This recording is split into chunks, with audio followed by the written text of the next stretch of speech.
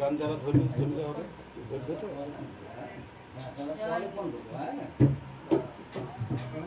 জয় গুরু, সকলকে প্রণাম।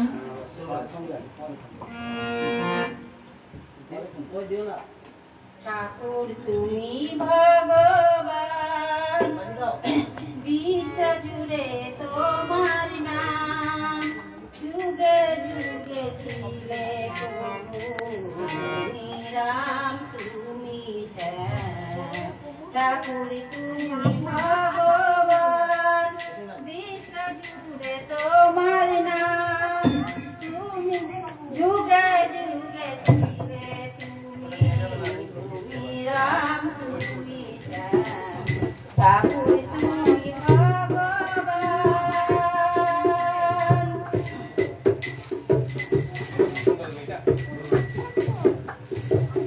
তুমি রাম কৃষ্ণ, তুমি বুদ্ধ যিশু, তুমি ভগবান, তুমি প্রাণের অনুকূল, তুমি প্রাণের অনুকূল।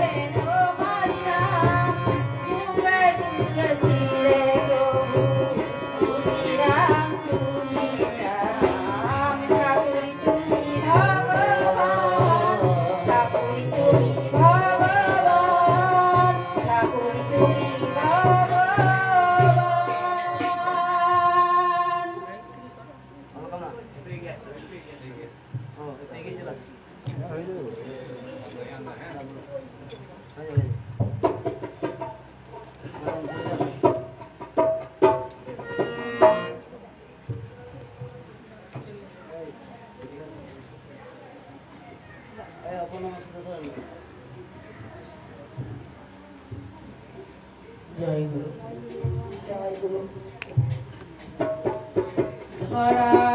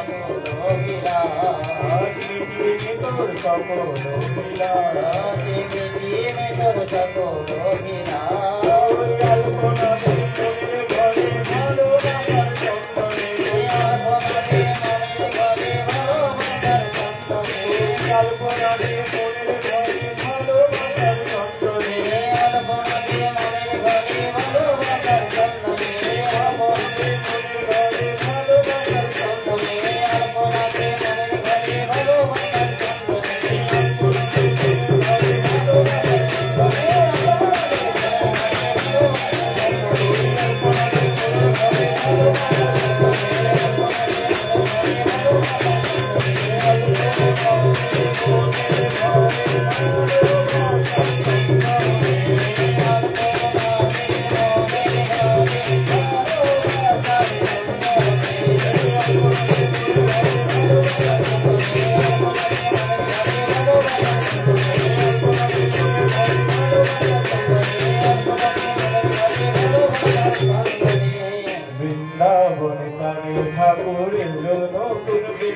বৃন্দাবনে প্রাণের ঠাকুর মিলন বৃন্দাবনে তাই প্রাণে প্রাণে প্রাণ জেগেছে রং লেগেছে মনে মনে প্রাণে প্রাণে প্রাণ জেগেছে রং লেগেছে মনে মনে প্রাণে প্রাণে প্রাণ জেগেছে রং লেগেছে মনে মনে প্রাণে প্রাণে প্রাণ জেগেছে রং লেগেছে মনে মনে বৃন্দাবনে ঠাকুর এলো নতুন বৃন্দাবনে বৃন্দাবনে প্রাণের ঠাকুর মিলন বৃন্দাবনে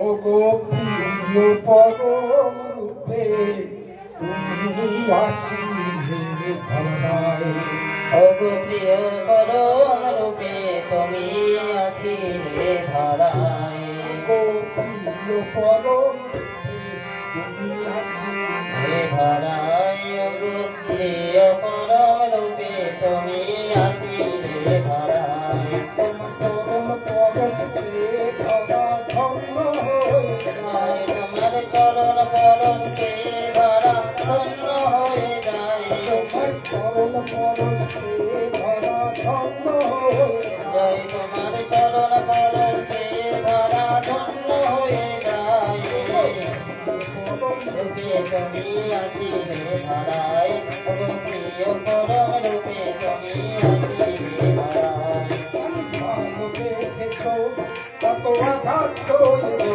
মানুষ ভালোবেসে তো কত আঘাত করেছো মানুষ ভালোবেসেছো কত আঘাত করেছো মানুষ ভালোবেসে তো কত আঘাত করেছো আবার তাদের ভালোবাসতে যদি আবার তাদের ভালোবাসবে বলে আপন হইল আবার তাদের ভালোবাসতে যদি আবার তাদের ভালোবাসবে বলে আপন হইল ওই নাই প্রেমের নদী সকল প্রাতি বিবাদাসী ওই নাই ওই নাই প্রেমের নদী সকল প্রাতি বিবাদাসী ওই নাই বয়ে যায় যায় রে বিবাদাসী প্রেমের নদী বয়ে যায় যায় রে প্রেমের নদী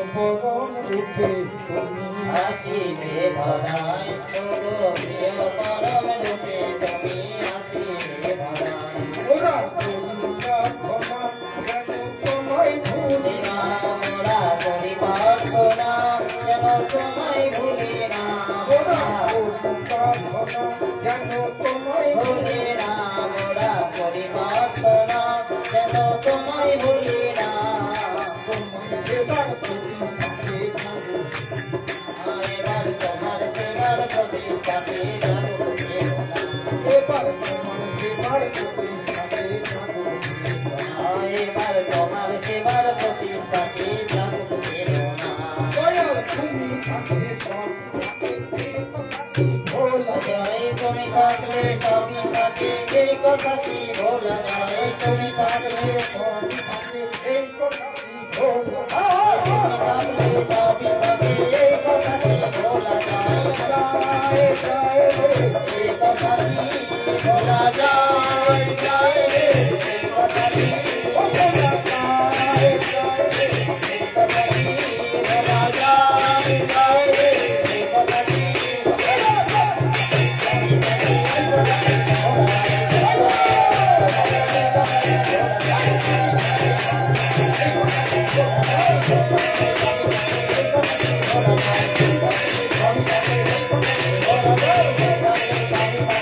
কথা কি ভোলা যায় হিন্দু পরম রূপে তুমি আসিলে ধরায় ওগো প্রিয় পরম রূপে তুমি আসিলে ধরায় পরম পরম কে ধরা ধন্য হয়ে যায় তোমার চরণ পরতে ধরা ধন্য হয়ে যায় পরম পরম কে ধরা ধন্য হয়ে যায় তোমার চরণ পরতে ধরা ধন্য হয়ে যায় পরম রূপে তুমি আসিলে ধরায় ওগো প্রিয় পরম রূপে তুমি আসিলে ধরায় জয় গুরু।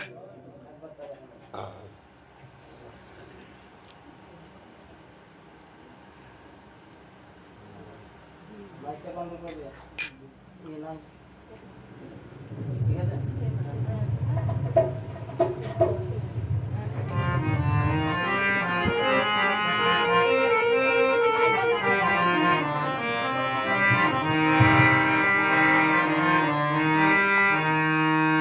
একবার তারে আপন বলিয়া ধরো যদি প্রেমে বলিয়া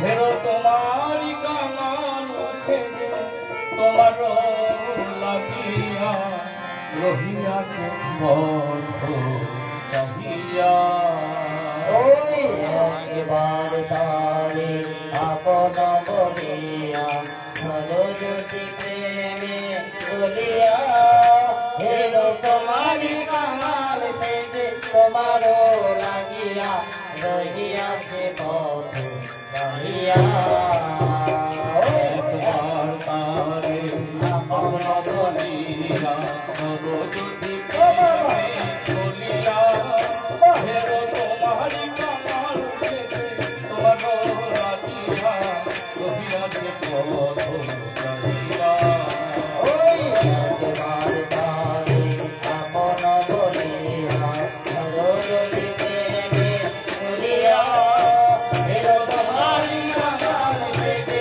তোমারও লাগিয়া রহিয়াছে পথ চাহিয়া ভরাটাকে পাখিলে প্রাণে কে কি তোমায় খেলে রহিতে পারে আগে কাশিলে পারে সে কি তোমার ছেড়ে রহিতে পারে ভরাটাকে পাখিলে প্রাণে কে কি তোমায় খেলে রহিতে পারে আগে কাশিলে পারে সে কি তোমার ছেড়ে রহিতে পারে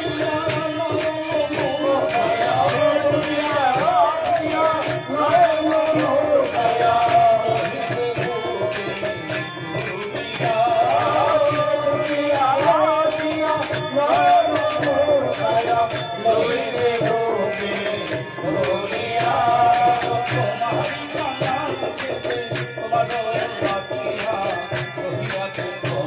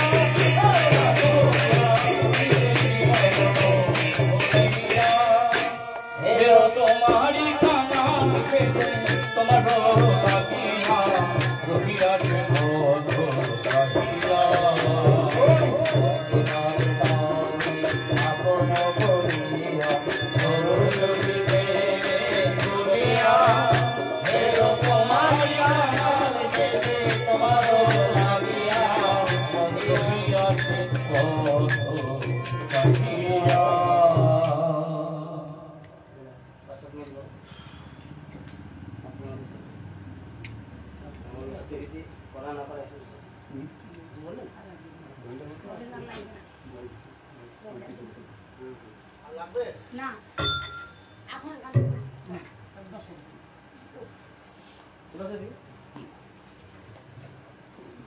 বিমল শেঠ বললো তো পরম দয়াল শ্রী ঠাকুরের অতুল চরণে আবার কোটি কোটি প্রণাম জানাই। প্রণাম জানাই পরমাধ্যাত্মিক স্বরূপিনী শ্রী বরমারাগাচরণ, প্রণাম জানাই পরম পূজ্যপাদ ও শ্রী বরদাচরণ, প্রণাম জানাই পরম পূজ্যপাদ ও শ্রী আচার্যদেবের চরণ, উপস্থিত শ্রদ্ধা দাদারা, কল্যাণময়ী মায়েরা, ছোট ছোট ভাই বোনেরা, যথাযোগ্য স্থানে আমার শ্রদ্ধা ভক্তি ভালোবাসা জয়গুরু। আজকে স্বর্গীয় বিমল শেঠদার গিয়ে সৎসঙ্গের আয়োজন করেছেন। তার বিদেয়ী আত্মার চির শান্তি কামনার্থে আজকের এই সৎসঙ্গ। আমি পরমপিতার আতুল চরণে তার বিদেয়ী আত্মার চির শান্তি প্রার্থনা করি। সঙ্গে তার পরিবারবর্গ, আত্মীয় স্বজন, পারিপার্শ্বিক এখানে যারা এসেছেন বা কোনো কারণে আসতে পারেনি, মাইক শুনছেন, আমি প্রত্যেকের মঙ্গল প্রার্থনা করি প্রভুর আতুল চরণে। পৃথিবীটা একটা পান্থশালা, শুধু যাওয়া আর আসা, কিন্তু এর মাঝে যে কর্ম, জন্ম থেকে মৃত্যু, এটাই মানুষকে মনে রেখে দেয়। বিভিন্ন মনীষীরা আজও বেঁচে আছেন এই কারণে, কর্ম গুণে। এই যে কর্মটা ঠিক করতেই যুগে যুগে বিভিন্ন ভাবে আসেন। কারণ যুগে যুগে আসার কারণ কি? যুগে যুগের এই কর্মটা ব্যাহত হওয়ার যে সমস্যা, এটা বিভিন্ন যুগে বিভিন্ন রকম। এই যুগে যেমন অর্থ আর নারীর জন্য বিশেষ সমস্যা কর্মটা, এটাই এই জাদুর মতন কাজ করছে। জাদুতে কি করে? নারদে একটা জিনিসকে, সত্য জিনিসকে অসত্য দেখায়। ওই যে পিস সরকার বাবার মুখে একদিন গল্প শুনছিলাম যে 8টার সময় যাওয়ার কথা, 8:30 সময় গেছে, ঢিল পাটকেল ছুটছে। বলে আপনারা কেন ছুটছেন? আমি তো ঠিক সময় এসেছি। সবাই ঘড়ি দেখুন, সবাই তখন 8:30 বাজছে, সবাই ঘড়িতে দেখছে 8টায় বাজছে। কারণ তিনি সেই সত্যকে অসত্য বানিয়ে দিলেন কিছুক্ষণের জন্য। এটা হচ্ছে জাদুকরের কাজ। আর সাধুর মানে কি? সাধু মানে জাদুকর নয় গো, বরং ত্যাগী এবং প্রেমী। সাধুর কাজ হচ্ছে অসত্য জিনিসকে, অজ্ঞান জিনিসকে, অন্ধকার জিনিসকে আলোর পথে নিয়ে আসা। এই অন্ধকার কিসে কিসে হয়? মূলত দুটো কারণে, অর্থ এবং নারী। এই দুটো জিনিসের জন্য আমাদের কর্মটাকে ব্যাহত করে। সঠিক মানুষে পরিণত হয় না, আমাদের বাঁচা বাড়া ব্যাহত হয়। এই অর্থ নারীকে কিভাবে ব্যবহার করতে হয় তা তিনি এসে বা দেখিয়ে দিলেন সংসারী সেজে। নারীকে মা ডেকে মাতৃভাব না জাগলে স্ত্রীলোককে ছুতে নেই, এমনকি মুখদর্শন না করা আরো ভালো। এইভাবে মাতৃভাব জাগানোর ফলে আর অর্থকে পরমার্থে দানের কথা বললেন, বিশেষ করে ইষ্টভীতি করা বললেন। এই পরমার্থে দান করার ফলে আমাদের অর্থটা এবং জীবনের অর্থটা অর্থ হয়ে দাঁড়ায়, নাহলে নিরর্থক হয়ে যায়, অর্থহীন হয়ে যায়। এই যে গীতাতে আছে, আমাকে যে না দিয়ে খায় সে চোরের মতো খায়। আপনি যতই সৎ রোজগার করুন না কেন, আপনি যদি প্রথমেই, আমরা তো গঙ্গা জল দিয়ে গঙ্গা পুজো করি, যদি তার অংশটা তাকে নিবেদন না করি প্রথমেই, তাহলে সেটা চোরের মতনই হয়, হলো। তাই আমাদের কাজ হচ্ছে তাকে ধরে, নির্দিষ্ট বয়সে ধরে, আমরা যদি একটা কাজ ইষ্টভীতিটা করি, তাহলে আমাদের জীবনটাই, আমাদের নিজের জীবনটাই সুন্দর হয়ে যায়। আর চতুর্দিকে শিক্ষার অভাব নাই, ডিগ্রির অভাব নাই, কিন্তু আছে এডুকেশনের অভাব। ঠাকুর বললেন শিক্ষা দুটি ধারা, একটা হচ্ছে এডুকেশন, একটা হচ্ছে লিটারেচার। এডুকেশন, লিটারেচার যেটা পুঁথিগত বিদ্যা, চতুর্দিকে কলেজ ছড়াছড়ি, কোন মা কোন স্কুলে দিবে, ছেলে মেয়েকে কত বড় করবে, তা ছড়াছড়ি হচ্ছে ভালো কথা। ঠাকুরও চাইতেন উচ্চ শিক্ষার কথা বলতেন তিনি। যে মানুষটি কোনোদিন মাধ্যমিক পাস করবে ভাবতে পারেনি, সে পিএইচডি দিয়েছে, ডক্টরেট উপাধি লাভ করেছে। ঠাকুর পছন্দ করতেন, কিন্তু কার জন্য করলেন? ঠাকুরের জন্য করলেন। তাহলে ওই আমাদের অর্থ নারীর জন্য আমাদের যে কর্মটা ব্যাহত হচ্ছে, তাই তিনি এসে এই ইষ্টভীতির করা বললেন। ইষ্টভীতিতে অনেক গুণ। আগেও এই নামটা ছিল, কিন্তু নামের একটু হয়তো পরিবর্তন হয়েছে। আগে নিকুম্ভিরা যজ্ঞকারে হতো, কিন্তু এখন সামান্য পয়সা দিয়ে। আমরা অনেক সময় অনেকে বলে যে ঠাকুরকে পয়সা দিতে হয়, তা নয়। আমরা ইষ্টভীতি করার সময় বলি, ইষ্টভীতির অর্ঘ্য দিতেছি শ্রী চরণে কৃপা মাগি, তোমারই ভোগের লাগি। আমরা তার ভোগের জন্য ইষ্টভীতির অর্ঘ্য, মানে এখানে চাল ডালও দেওয়া যেত, কিন্তু 30 দিন অন্তর ইষ্টর কাছে পাঠানো সেটা মুশকিল, ফিজিক্যালি কষ্ট হতো, হয়তো হতো না। কিন্তু তিনি দয়া করে যে অর্থের কথা বললেন, তিনি আজকে ঘরে বসেও 30 দিনে অনলাইনের মধ্যে ইষ্টভীতি পাঠানো যায়, তাহলে তিনি কত সহজ সরল করে দিলেন। তাহলে আমাদেরকে শুধু পুঁথিগত বিদ্যাই নয়, আমাদের শাস্ত্রের কথা মতো আরেকটা শিক্ষা আছে। নির্দিষ্ট বয়সে, 12 বছর বয়সে তাকে গুরুর কাছে সমর্পণ করতে হবে। গুরুর কাছে সমর্পণ না করলে আমাদের এডুকেশন আমাদের বাঁচা বাড়া চলা বলা করাগুলো ঠিক হবে না। ব্যবহার, ঝোঁক, অভ্যাস এগুলো পরিবর্তন হবে না। আর এগুলো পরিবর্তন না হলে আমাদের জীবনের ভাগ্যের পরিবর্তন হবে না। এগুলোই আমাদের জীবনকে ভাগ্যে পরিণত করে। তাই আপনাদের প্রতি প্রত্যেকের কাছে অনুরোধ, যারা এখনো তাকে ধরেননি, নির্দিষ্ট সময়ে কথা শেষ করতে হয়, যারা এখনো ধরেননি আমার অনুরোধ, অতি শীঘ্র যাদের 12 বছর হয়ে গেছে আপনাদের ছেলে মেয়েকে তার কাছে আত্মসমর্পণ করুন। এবং যারা দীক্ষা নিয়ে ইষ্টভীতি কোনো কারণে ছেড়ে দিয়েছেন, আমাদের বিশ্বাসটা স্থির না থাকার কারণে, কখন কোনো সময় ডিটাচ হওয়ার ফলে ইষ্টভীতিটা হয়তো ছেড়ে দিয়েছেন ভুল বোঝাবুঝির ফলে, তাই আবার তারা যাতে ইষ্টভীতি করে, আচার্য নির্দেশ মানে ইষ্ট নির্দেশ, এই যে ডিপি ওয়ার্কের কাজ চলছে, আপনারা যে যা পারবেন হনুমানের মতো লাফিয়ে পড়ে চতুর্দিকে করবেন। আর এগোচ্ছি না, অনেক কথা বলার ইচ্ছা ছিল কিন্তু বলতে পারছি না। আমরা যদি এই ডিপি ওয়ার্কের কাজ করি তাহলে আমাদের অতীত, বর্তমান, ভবিষ্যৎ তিনি জানেন বলে ইষ্ট কাজ এই আচার্য নির্দেশ দিয়েছেন। আমাদের অতীতের যদি কোনো ঘটনা, পূর্ব জন্মের যদি কোনো কুকর্ম করে থাকে সেটাও শুধরে যায় এই ডিপি ওয়ার্কের আচার্য নির্দেশের ফলে। তাই আপনাদেরকে সেই বিশ্বাস নিয়ে আপনাদেরকে চেষ্টা করবেন যজন যাজন ইষ্টবিধি স্বস্তি সদাচার এবং বর্তমানে যে আচার্য নির্দেশ ডিপি ওয়ার্কের কাজ এবং যথাসম্ভব নিষ্ঠাভক্তি সহকারে সেটা সবাই করবেন, তাতে আপনাদের নিজের ব্যক্তি জীবন থেকে পরিবার জীবন, রাষ্ট্রীয় জীবন পর্যন্ত সুন্দর থেকে সুন্দর হবে এই আশা ঘোষণা রেখে আপনাদের সবার সর্বাঙ্গীন মঙ্গল প্রার্থনা করে আলোচনা শেষ করলাম। জয় গুরু, বন্দে পুরুষোত্তম। 10 মিনিট কিন্তু, হ্যাঁ, ঝটাঝট। यातिप्रमृतं ज्ञाने वैकुण्ठमृतं सदानकुलरूपाय तस्मै श्री गुरुभ्ये नमः। नमो गुरुभ्ये नमः। नमो गुरुभ्ये नमः। উপস্থিত আমার ইষ্টপ্রাণ গুরুভাতা কল্যাণময় মাতৃমণ্ডলী প্রত্যেককে আমার আনন্দিত জয় গুরু।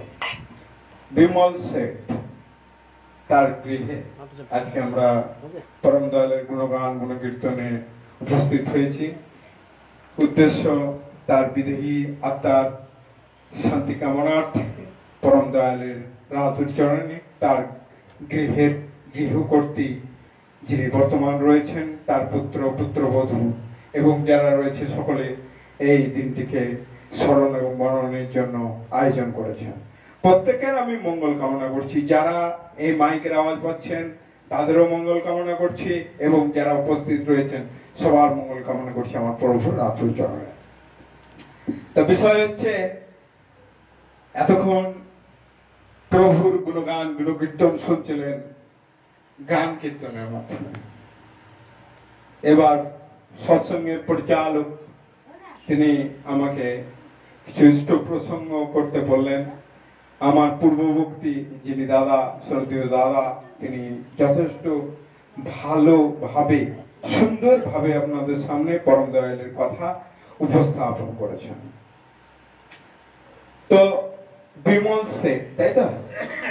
শেঠ, জগৎ শেঠ, ইতিহাসে আমরা পেয়েছি জগৎ শেঠ, তাই তো? শেঠ তাদের তা আমরা ইতিহাস জানি, যারা মুর্শিদাবাদের ইতিহাস পড়েছি। তো এটা ছোট্ট উপস্থাপন দিয়ে শুরু করি। ছোট্ট উপস্থাপন। জমিদার, যেহেতু সে জমিদার দিয়ে শুরু করছে। দেখ, জমিদারের কঠিন পীড়া হয়েছে, বুঝলেন মায়েরা? তো সেই পীড়া মানে অসুস্থ হয়ে পড়েছে। পীড়া মানে অসুখ, অসুখ বিসুখ মানে জ্বর, জ্বালা, সর্দি, কাশি বিভিন্ন হতেই পারে। কিন্তু এমন একটা ব্যাধি সে আক্রান্ত হয়েছে যে তাকে মানে প্রথমে কি করা হয়, প্রথমে পাড়ার কোন ডাক্তার টাক্তার থাকলে তাদের কাছে নিয়ে যাওয়া হয়, তাই তো? হ্যাঁ, কি এই যে আসলে মায়েরা, মা আসতে, শোনা মা আমার আসতে, প্রভুর কথা হচ্ছে তো একটু মনোযোগ দিন। তো বিষয় হচ্ছে ওই জমিদারের ব্যাধি। তো তার পরিবার পরিজন কি করেছে, হ্যাঁ, পাড়ার কোন এক ডাক্তারের কাছে নিয়ে গেছে, সেখানে চিকিৎসা হয়েছে, ওষুধপত্র খেয়েছে, কিন্তু সেখানেও কিছু হয়নি। তারপরে যদি পাড়াতে না হয় তাহলে কি হয়, ধরেন আমার বাড়ি হচ্ছে লালবাগ, তাহলে লালবাগে যদি না হয় তাহলে আমি কি করবো, বহরমপুরের ডাক্তারের কাছে আসবো। তো বহরমপুরে ডাক্তারের কাছে গিয়েছে, তো বহরমপুরে ডাক্তার পরীক্ষা নিরীক্ষা করে যাবতীয় ওষুধ বিষুধ দিয়েছে, ওষুধ বিষুধ খেয়েছে, কিন্তু তার ভালো হয়, সেই ব্যাধি ভালো হয়। তাহলে কলকাতা না ভালো, এই বহরমপুরে না ভালো হলে কি হবে? এবার কলকাতায় গিয়েছে, কলকাতাতেও ডাক্তার দেখিয়েছে, পিজি অমুক তমুক অ্যাপোলো সব দেখিয়ে টেকে পরীক্ষা নিরীক্ষা যা সিটি স্ক্যান মিডি স্ক্যান যা ছিল সব পরীক্ষা করেছি। জমিদার তো অর্থের অভাব নেই, হ্যাঁ, তাকে দেখিয়েছে। এই মতো অবস্থায় কি হয়েছে, সে বাড়িতে ফিরে এসছে, ওষুধ খেয়েছে, করেছে, তাও সেই জমিদারের অসুখ ভালো হয়নি, তাই তো? এইবার অসুখ যখন ভালো হচ্ছে না, তার এমনই জরাজীর্ণ হয়ে পড়েছে তার ব্যাধিটা, হ্যাঁ, দেখি কলকাতায় না ভালো হলে লাস্ট কোথায় আছে বলুন তো? ভেলুর। তো ভেলুর গেছে, বুঝলেন, ভেলুর টেলুর ঘুরে এসছে, সেখান থেকে ঘুরে ঘুরে এসে জমিদারের তাও ব্যাধি বাড়ায়। জমিদার রোগা ক্লান্ত অবস্থায় শয্যাশায়ী বিছানার মধ্যে, বাড়ির মধ্যে। জমিদারের মহলে তিনি অন্তঃপুরে ভিতরে তাকে রাখা হয়েছে। পাড়ার একটি দুর্দান্ত বালক তার বাড়িতে একদিন এসেছে, শুনেছে এই বাড়ির জমিদারের নাকি কঠিন পীড়া, সে অনেকদিন ধরে অসুস্থ হয়ে পড়েছে, সে সুস্থ হচ্ছে না। তাই বাড়ির লোকজনকে বলেছে একবার জমিদারের সঙ্গে দেখা করব। তো জমিদারকে গিয়ে বলেছে ওই পাড়ার ওই ছেলেটার নাম ওই হরিটরি কিছু একটা হবে, হ্যাঁ, সে গিয়েছে, বলে সে আপনার সঙ্গে দেখা করবে। তো দেখা যখন করবে বলেছে, পাড়ার ছেলে আসতে বলো, কিছু চাইবে মানে চাঁদা মাদার ব্যাপার থাকলে দিয়ে দাও তোমরা। না কিছু না, তোমার সঙ্গে দেখা করবে। সে এসেছে জমিদারের কাছে, জমিদার যে ঘরে শয়ন ছিল, হ্যাঁ, সেই ঘরে গিয়ে এবার বলছে, আরে জমিদার বাবু, আপনার নাকি অসুখ ভালো হচ্ছে না, আপনি বহরমপুর কলকাতা এমনকি ভেলুর টেলুর ঘুরে এসছেন। বলে হ্যাঁ রে বাবা, ভালো তো হচ্ছে না, সব দেখিয়ে আসলাম, আমি এবার শেষ, আমার জীবন শেষ, আমি আর বাঁচব না, আমার এই পর্যন্তই লাইফ। তখন বলছে যে জমিদার মশাই, আপনার ওই বাড়ির পেছন দিকে একটি গাছ আছে, যা পুরনো গাছ, আপনার পূর্বপুরুষরা কারা যেন বসিয়েছিল, যে গাছটাকে লাগিয়েছিল, সেই গাছের 5টি পাতা তুলবেন, 5টি পাতা, বেশি না, 5টি পাতা, আর 5টি পাতা নিয়ে আসবেন। সেই পাতা 5টিকে সুন্দরভাবে গঙ্গার জলে ধুবেন, গঙ্গার জলে ভালো করে ধুয়ে কি করবেন, ওর মধ্যে একটু চন্দন মন্দন লাগিয়ে একটু ভক্তি টক্তি করে, হ্যাঁ, সেবন করবেন, আপনার অসুখ ভালো হয়ে যাবে। বলে সেই ছেলেটি চলে গেল। এইবার তাই তো দেখি এত কিছু যখন করলাম, কোনো কিছুতেই কোনো কিছু হলো না, তাহলে সেই ছেলেটির কথা শুনে দেখি একবার গাছে 5টি পাতা সেবন করেই দেখি। আমার গল্পটি হচ্ছে আপনাদের বলার উদ্দেশ্য, সেই 5টি পাতা হচ্ছে পরম দয়ালে, সেই গাছটি আর কেউ নয়, আমাদের প্রভু শ্রী শ্রী ঠাকুর অনুকূলচন্দ্র। আর ওই যে ছেলেটি আর কেউ নয়, আমাদেরকে সৎ মন্ত্রে যিনি দীক্ষা দিয়েছেন, আমাদের ঋত্বিক দেবতা কিংবা যাজক, আমাদেরকে যে যিনি এনেছেন তার চরণে আশ্রয় পেতে সাহায্য করেছেন সেই। এবং এই 5টি পাতা হচ্ছে যজন যাজন ইষ্টভীতি সস্তয়নী সদাচার। আর ওই যে গঙ্গার জলে ধুয়ে ওই নাম, সৎ নামের সঙ্গে সেই 5টি আমাদের যে ওই যজন যাজন ইষ্টভীতি সস্তয়নী সদাচার, সেইগুলো, সেই গাছের 5টি পাতা, সেগুলোকে ভালোভাবে সেবন করলে আমাদের জরাজীর্ণ রোগ দূরে পালাবে। কিন্তু পালনের মতন পালন করতে হবে। ওই যে আমার দাদা বলছিল না ইষ্টভীতি, ইষ্টভীতি এমনই একটা জিনিস। তিনি বলছিলেন নিকুম্ভলা যজ্ঞ। নিকুম্ভলা যজ্ঞ কে করতো? রাবণের পুত্র। রাবণের পুত্র নিকুম্ভলা যজ্ঞ করে সে যখন বেরোতো তাকে কেউ পরাস্ত করতে পারতো না। দেবরাজ ইন্দ্রকেও সে যুদ্ধে পরাস্ত করেছিল, তাই তাকে ইন্দ্রজিৎ বলা হতো। তাই আমাদেরকে যুদ্ধ মধ্যে করতে হবে না, আমরা ইষ্টভীতি করলে আমরা এক একজন ইন্দ্রজিৎ হয়ে উঠতে পারি। হ্যাঁ, অনেকে মনে করেন যে ঠাকুরের ইষ্টভীতি সবাই তো করছে, আমরা কেন করব? যারা করছে তারা ভালোই করছে, করুক, আমরা করব না। তো শুনুন, আমার যদি 10টা সন্তান থাকে, 9টা সন্তান আমাকে দেখে, আর একটি সন্তান যদি বলে 9 জন তো দেখছে আমার বাবাকে, তাহলে আমি কেন দেখবো? তাহলে কি দায়িত্ব এড়িয়ে যাওয়া হচ্ছে না? আমি কি পারি? আমার পিতার 10টি সন্তান থাকতে পারে, 10 জনের মধ্যে 9 জন দেখছে, তাহলে কি আমি দেখবো না? আমার দায়িত্ব পড়ে, আমারও দায়িত্ব আমার পিতাকে দেখা এবং পিতাকে দেখে রাখা, এটা আমার কর্তব্য। সেটাই হচ্ছে ইষ্টভীতি। আবার প্রভু বলছে, জীবন যদি যাই রে তোর, ইষ্টভীতি ছাড়িস না, ধর্ম অর্থ কাম মোক্ষের ওই নিশানা ভুলিস না। হ্যাঁ, আমাদের যে ইষ্টভীতি, জীবনটা যাচ্ছে তবুও আমাদের উঠে সঠিক সময় ইষ্টভীতিটা করতে হবে। তো এই হচ্ছে ইষ্টভীতি। সবাই ভালো থাকবেন, সবার মঙ্গল কামনা করি। পুনরায় আমার প্রভু রাসূল চরণে জয়। ও আমি 2-4 মিনিট পরে দেখা যাবে। আপনি বলেন, 2-4টা কথা আমাকে বলতে হবে। এলাকার লোক তো, কোথায় কোন ঘা দিতে হয় সেটা তো জানা। ওখানে দিতে না, তুমি এখানে চলে আসো পরে। চলে আসো দাদা হাতে, তুমি এটা সামলা।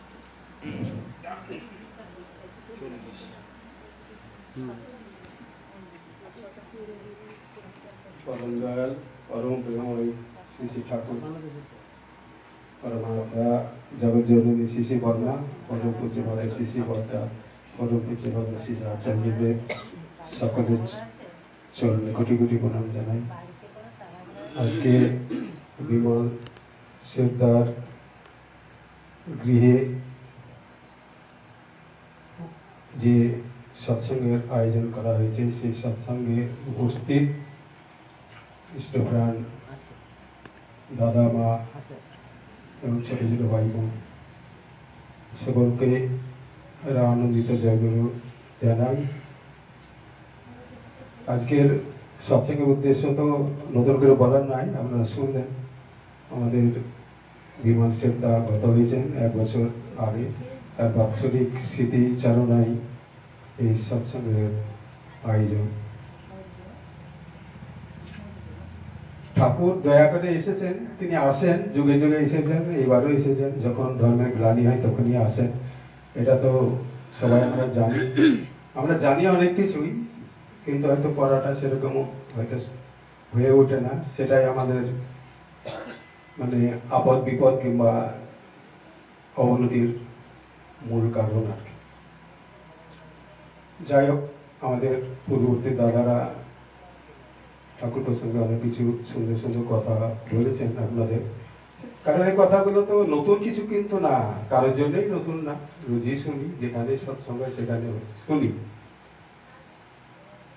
আমার আজকের, আমি সাধারণত আসামেই থাকি, একটা ঠাকুরের মন্দিরেই থাকি। আমার আজকে যাওয়ার কথা ছিল, বিশেষ এক কারণে আমার টিকিট ক্যান্সেল হয়েছে, তাই এই সৎসঙ্গে উপস্থিত হতে পেরেছে, এটা আমার পরম সৌভাগ্য। আচ্ছা, ঠাকুর তো তিনি যে জাদুকর নন, সেটা বললেন। তিনি অলৌকিক কিছু করেননি, সব কিন্তু বিজ্ঞান সম্মত। বাহ। সেদিন অবিশ্বাসের কোনো ব্যাপার এখানে আসে না। তাকে যদি আমরা ভালোবাসতে পারি সঠিকভাবে, তাহলে আমাদের পাওয়া চাইতে হয় না কিছু আর কি। ভালোবাসা যদি ভালোবাসতে পারি তাহলে চাইতে হবে না, সব এমনিতেই আসে। আর আমাদের এই যে দীক্ষার কথা আমরা সবসময় বলি যে আমাদের যে 12 বছর বয়সের দীক্ষা টিক্ষা দিতে হয় ছেলে মেয়েদের, আর এই সৎসঙ্গে কিন্তু বাচ্চা টাচ্চা একটাও কিন্তু নাই। আমরা এটা যে কত বড় যে কি করছি আমরা নিজেরা খেতে জানি না, আনতে লাগে, নিয়ে আসতে লাগে। তারা যদি না আসে, না দেখে, না শুনে, তারা মানুষ কেমন করে হবে? তাহলে তাদেরকে মানুষ করার দায়িত্ব কাদের? গার্জেনদের না? আমাদের মা বাবাদের না? কি বাহ। তারা কোথাতে শিখবে? তারা তো জাতির ভবিষ্যৎ। তো জাতির ভবিষ্যৎ যখন তারা যদি উপস্থিত না থাকে, তারা যদি ঠাকুর কি কেমন করে কি আমাদের করতে বললেন, কি করতে হয় না করতে, এগুলো আমাদের না জানায়, না বুঝায়, দীক্ষা যদি সঠিক সময় দিতে না পারি, তাহলে আমরা কি হবো? তাহলে আমরা তো অপরাধী হয়ে থাকবো ঠাকুরের কাছে। আমাদের তো দায়িত্ব পুরোপুরি পালন করা হবে না। ঠাকুর কি বললেন? তুমি তোমার নিজ পরিবারের, দেশের ও দশের বর্তমান ও ভবিষ্যতের জন্য দায়ী। তাহলে এই যে কথাগুলো বললাম, যে আমাদের ছেলে মেয়েরা কিংবা আত্মীয় স্বজন, তাদেরকে যদি এই ঠাকুরের কথা না শোনায়, তাদের যদি ইষ্টপনা করে তুলতে না পারি, তাদের যদি মানুষ করে তুলতে, মানুষ হতে গেলে কিন্তু আমাদের গুরু কিংবা সদ্গুরু প্রয়োজন আছে, দীক্ষার প্রয়োজন আছে। দীক্ষা না হলে প্রকৃত মানুষ হওয়া যাবে না। এই যে আমাদের সৎসঙ্গ মানেটা তো সবাই জানেন, মানুষ তৈরির কারখানা। তাহলে মানুষ তৈরি কারখানা কেন আবার সৃষ্টি করলেন ঠাকুর? সবাই তো মানুষ, সবাই তো কর্ম করে, সবাই ইনকাম করে, সবাই সুখে আছে, হয়তো বা নাই, কিন্তু মানুষ তো আমরা সবাই। তাই আমরা যখন মানুষে এসেছি, তখন আমি নিজে আগে তৈরি হব, নিজেকে তৈরি করার চেষ্টা করব। তারপরে আমাদের সন্তান ছেলে মেয়েদেরও কিন্তু সেই আমাদের মানুষ করার দায়িত্ব আমাদেরই আছে, থাকবে, ছিল, থাকবে, আছে। এটাই কথা। তো ঠাকুর একবার দেওঘরে বসে আছেন, তাঁবুতে বসে আছেন। তো হঠাৎ পিসি সরকার, জাদুঘরের যে কথা উঠলো আর কি, তিনি এসেছেন ঠাকুর দর্শন করতে। তো তিনি তো অন্তর্যামী। এই অন্তর্যামী কথাটা কিন্তু বিশ্বাস করা খুব কঠিন। আরে দেখতে তো আমার মতো নেই, এরকমই তো। তো অন্তর্যামী মানে কি করে দেখে আমার ভিতরের কথা, কি করে বা জানে?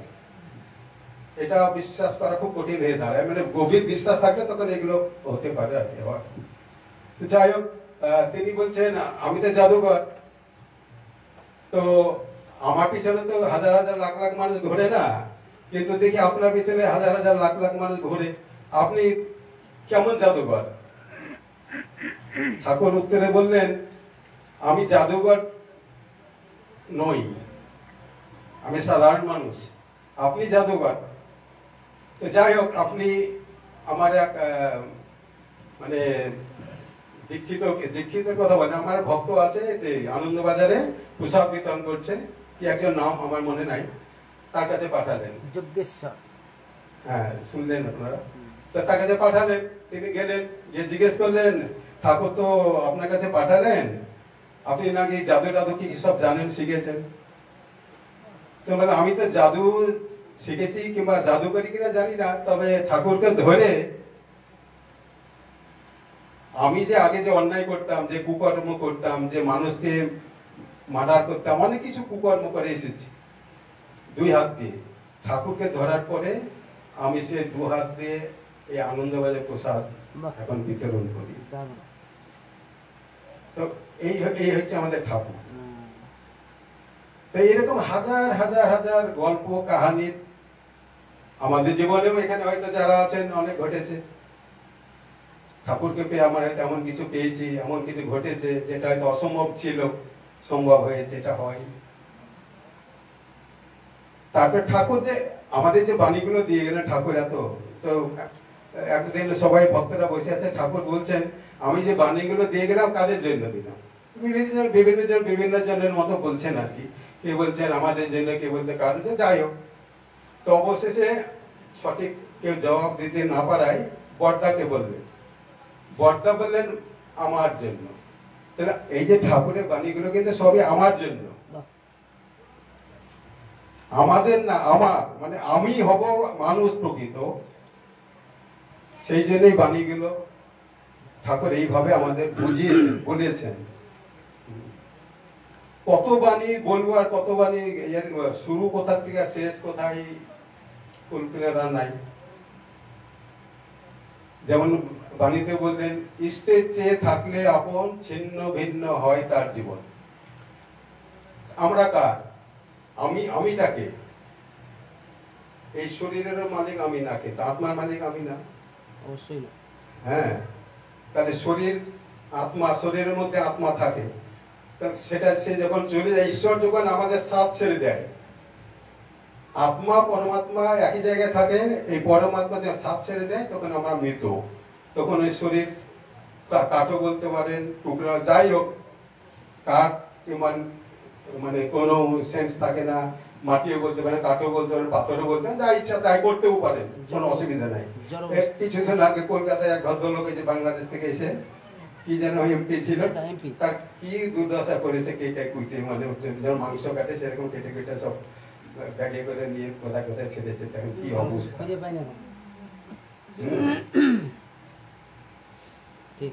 তো এই যে আপন, তাহলে আমার এই টাকা পয়সাটা আমার নিজের না। আমি যখন এসেছি তখন টাকা পয়সাটা একটা টাকাও তো নিয়ে আসিনি সঙ্গে। আমার ছেলেও ছিল না, মেয়েও ছিল না, বাবাও ছিল না, মা ছিল না। আমি যখন আসি তো মায়ের আমার জন্ম দিয়েছে ঠিকই, কিন্তু আমি যখন এসেছি তখন তো আমি তো কিছুই জানি না। আসার পরে সব পেলাম, মা বাবা ভাই বোন আত্মীয় স্বজন। তারপরে আমাদের বয়সে করে দীক্ষা নিতে ঠাকুরকে। ঠাকুর তো সবসময় ছিলেন, আছেন। এই যে আমরা যখন জন্মগ্রহণ করি, মানে মাতৃগর্ভে যখন থাকি সবাই, এটা তো আমরা বিভিন্ন যেসব কীর্তন ভজন কিংবা আরো অনেক কিছু হয়, শাস্ত্রীয় ব্যাখ্যা টাকা হয়, সেখানে আমরা শুনি যে আমরা মাতৃগর্ভে থাকার সময় তার দর্শন পেয়ে এসেছি, কথা দিয়ে এসেছি যে আমাকে এই অন্ধকার থেকে আলোতে নিয়ে চলো, আমি তোমার যখন জন্ম হব, ভূমিষ্ঠ হবে, তখন গিয়ে তোমারই গুণগান করব। কিন্তু সেটা কি হয়? আসলে তো হয় না। ওই যে ভূমিষ্ঠ, মানে ভূমির সঙ্গে পড়াশোনার সঙ্গে সঙ্গে মায়ার অধীন হয়ে গেল, সব মায়া এসে চেপে ধরলো। কাম, ক্রোধ, মদ, মোহ, মাৎসর্য, সব আরো কত কি, এগুলো এসে চেপে দিল। আর ওই কথা কিছু কারোর মনে থাকে না। তাই কি করতে হয়? নতুন করে আবার এই দীক্ষার মাধ্যমে সেই নাম গ্রহণ করতে হয়, করে আমাদেরকে তার সে নির্দেশিত পথ, যেসব বিধি বিধান আমাদের জন্য এনেছে যুগ উপযোগী, সেইগুলো প্রতিপালন কিংবা পরিপালন করতে হয়। একটা যুগ ধর্ম বলে আছে, যুগ ধর্ম মানে যে যুগে যেমন পরিস্থিতি সেই হিসাবে কিন্তু সেই বিধানগুলো অল্প এদিক ওদিক হয়। যেন ইষ্টভীতি আগেও ছিল, আগে অনেকে বৈষ্ণবরা সেবা দেয়, গোবিন্দ সেবা দেয় বলে, এটাও ওই ধরনেরই। আরো এরকমের অনেক কিছু ছিল। খ্রিস্টানরাও দেয়, খ্রিস্টানরাও প্রত্যেকদিন মাসের ইনকামের কিন্তু 10 ভাগের 1 ভাগ তারা জমা করে। আমরা যেদিকে থাকি খ্রিস্টানের প্রভাব অনেক, তো তারা কিন্তু সঠিকভাবে একটা দিনও মানে রবিবার কোনো কিছু করবে না, রবিবার দিন কোনো কাজ তারা করে না, এবং ইনকামের 10%, এখন সাপ্তাহিক ভাবে করে মাসিক ভাবে করে আমরা জানি না, কিন্তু করে। কিন্তু আমরা তো সেটা পারি না, আমরা তো কই করি। ইষ্টভীতি একটা টাকা দিতে যেতে মাথা খারাপ, ঠাকুরকে আবার কেন পয়সা দেবো তাই বলে অনেকে। আর অনেকে বলে আমার সময় হয় না। যার দয়ায় ইনকাম করলাম, যার দয়ায় বেঁচে আছি, তার জন্য তাকে দিতেই বাধা, তাকে সময় নাই তার জন্য। এটাই হচ্ছে আমাদের চরিত্র তৈরি। তাই আমরা ঠাকুরকে সবাই ধরেছি। সবাই ভালো থাকবেন। তারপরে উপস্থিত এই বাড়ির মায়ের এবং পারিপার্শ্বিক সকলের এবং এই উপস্থিত ইষ্টপ্রাণ দাদা মায়েদের সকলের রাতুল চরণে মঙ্গল কামনা করে আমার কথা শেষ করলাম। জয় গুরু।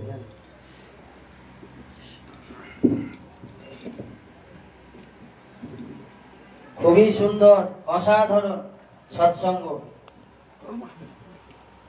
যাই হোক, আমার এই মাটি হতে পারে গরিব, তার দোতলা তিনতলা নেই, সেটা আমরা দেখছি, প্লাস্টারও হয়নি, কিন্তু বিশ্বপিতাকে যে তার ঘরে স্থান দিয়েছেন, ধন্য আমরা তার সেই অনুষ্ঠানের পাদতলে যোগদান করে আমরাও ধন্য। এমনতর গুরুকে জীবনে পাওয়া কত লক্ষ জন্মের তপস্যা, পিতামাতার সাধনা থাকলে তবে হয়, এটা এমনি এমনি হয় না দাদা মায়েরা। জেনে রাখবেন, পরম পুরুষ যখন আছেন তার সব দীক্ষায় একমাত্র দীক্ষা, পৃথিবীতে আর কোন দীক্ষা দীক্ষাই নয়। ভালো করে শুনুন, এটা বলার আমার ইচ্ছা ছিল না, কিন্তু জেনে রাখুন, অঙ্ক বলছে, এটা বিজ্ঞান বলছে, আমি বলছি যে দীক্ষা আছে, অন্য দীক্ষাকে আমি মানি, আমরা সৎসঙ্গীরা মানি। কেমন? যেমন রাস্তায় দেখবেন কাজ হচ্ছে চুনাখালী থেকে বিএসএফ ক্যাম্প, সেখানে হেভি ডিউটির জেসিবি ব্যবহার হচ্ছে, সেই জেসিবিতে কাজ করছে, সেটা 1 মাসে রাস্তাটা হোক, 1.5 মাসে হোক, 2 মাসে হোক, কমপ্লিট হবে। সেখানে যদি একটা নিড়ানি নিয়ে গিয়ে রাস্তার কাজ করেন, তাহলে কত লক্ষ জনম লাগবে রাস্তাটা করতে? ওটাও তো জেসিবি হাতে, আর ওটাও জেসিবি। তাহলে কোনটা দিলে কাজ সঠিক হবে ভেবে দেখুন। সেই রকম সূর্য যখন ওঠে তখন হ্যালোজিন গুলো রাস্তায় দেখেন, নরেকে নিভায় না, জলে, তার টেস্ট পান, স্বাদ পান, কোন আলো আলো জলে দেখা যায়, কিন্তু স্বাদ পান রাত্রে যেমন দেখা যায়। কেন পাওয়া যায় না? সূর্য থাকেন তখন, সূর্যের আলোতে ওই আলোটা কিছুই মূল্য থাকে না। সেই হিসাবে জেনে রাখবেন, এটা অঙ্ক বলছে, পুরুষোত্তম যখন আসেন তখন তার পূজা করার মধ্য দিয়ে সব পূজা হয়। আমাদের কাছে কত মানুষ সমস্যা নিয়ে আসে জানেন? 10,000 টাকা দিন ইনকাম করে এমন মানুষ আজ সকালবেলায় আমার বাড়িতে এসে বলছে, দাদা আমার ছেলেটা, আপনি যেদিন যেদিন বাড়িতে থাকবেন ফোন করবেন, আমি এসে রেখে যাব। আমরা না, আপনাকেও থাকতে হবে। ভেবে দেখুন কত মানুষের কত সমস্যা আছে জানেন? আমরা যারা নিজেকে জ্ঞানী মনে করি, কুয়োর ব্যাং ভাববেন, কুয়োতে ব্যাং থাকে জানেন, সে তার পৃথিবী ওইটাই, সে বাইর কোনদিন দেখেনি। তাই তেমনতর যুব সমস্যার সমাধানকারী যখন আসেন, তার কাছে গেলে সমাধান হয়। একদিন 3টি বড় বড় অফিসার পরম দয়াল শ্রী শ্রী ঠাকুর অনুকূল চন্দ্রের আশ্রমে এসেছেন, সেখানে পূজনীয় বাবাইদা আছেন, তখন আচার্য ছিলেন না, তখন পূজ্যপাত দাদা আচার্য তার কাছে গিয়ে প্রণাম প্রণাম করে কথা বলতে বলতে বলে ফেললেন, আপনার ছেলেকে তো বেশি শিক্ষিত করেননি। তিনি বললেন যে আপনার তো কোনো সমস্যা নাই, ওই 3 জন অফিসার বলছেন, তাহলে আপনার ছেলেকে শিক্ষিত করলেন না কেন? পরম পূজ্যপাদ আচার্যদেব, তখন পরম পূজ্যপাদ দাদা তখন আচার্যদেব তিনি বলছেন, বলছে দাদা সত্যানুসরণটা করতে তো পারে, তাহলেই হবে। বুঝে দেখুন তারপরে কি হলো, ওই 3 জন অফিসার ঘুরতে ঘুরতে গিয়ে দেখলেন যে একটি জায়গায় ওই পূজনীয় তখন বাবাই দাদা বসে আছেন, আর যে 3 জন অফিসার তার চাইতে কত নামি দামি অফিসার, তারা গিয়ে নিবেদন করছেন তাদের জীবনের সমস্যা, স্বামী স্ত্রী মিল নাই, সন্তান কথা শোনে না, রাজ্যের প্রধান মুখ্যমন্ত্রী গিয়ে বলছে আমার রাজ্যের এই সমস্যা কি করি বলুন, সব উত্তর তিনি দিয়ে যাচ্ছেন। সেই লাইনে দেখে ওনাদের মগজ গলে গিয়েছে, বলে কোথায় কি কথা বলতে হয় তাও জীবনে শিখিনি। ঘুরে আসলেন আবার, তখন সেই পূজ্যপাদ দাদার কাছে এসে নিবেদন করে আবার প্রণাম করলেন, বললেন দাদা আমরা যে কথা বলেছিলাম ভুল করেছি। ভেবে দেখুন, যাকে আমরা ভাবছিলাম যে লেখাপড়া বেশি জানে না, তার কাছে যেসব মানুষ নিবেদন করছে তাদের জীবনের সমস্যা, সেই মানুষগুলি হচ্ছে মিনিস্টার অনেকগুলি, তারপরে যে অফিসারগুলো এসে বলেছিলেন তার চাইতে অনেক বড় বড় অফিসার। তাহলে ভেবে দেখুন কেমন জিনিস আমরা পেয়েছি। তার কাছে না এলে আমাদের জীবনের সমস্যা কখনোই হবে না। সূর্য না থাকলে কখনোই অন্ধকার যাবে না। পৃথিবীর নিজস্ব কোনো আলো নেই, সূর্যের আলোয় আলোকিত হয়। তাই সূর্য যদি না থাকে তাহলে পৃথিবীর কোনো আলো নেই, সে কখনোই আলোকিত হতে পারে না। আমার জীবনে যদি উপযুক্ত গুরু না থাকে, তাকে যদি মেনে না চলি, লাখো পূজা আমি করতে পারি, তাতে আমার কোনোদিনই ধর্ম হবে না। এটা অসম্ভব, এটা জেনে রাখবেন। আমরা ধন্য আজকে এই বাড়িতে উপস্থিত হয়ে এই দাদার যে মৃত্যু বার্ষিকী তার অনুষ্ঠান, তার আত্মা তো শান্তি পাবেই, কারণ এই সৎসঙ্গের মধ্য দিয়েই পায়। আজকে অনেক কীর্তন হয় অনেক বাড়িতে, মৃত্যু বাড়িতে, আজকে তা করে তার আত্মা পুণ্যি পায় কিনা রক্ষা পায় কিনা, উদ্ধার হয় কিনা আমার জানা নেই, কিন্তু সৎসঙ্গে এসে উদ্ধার হয়।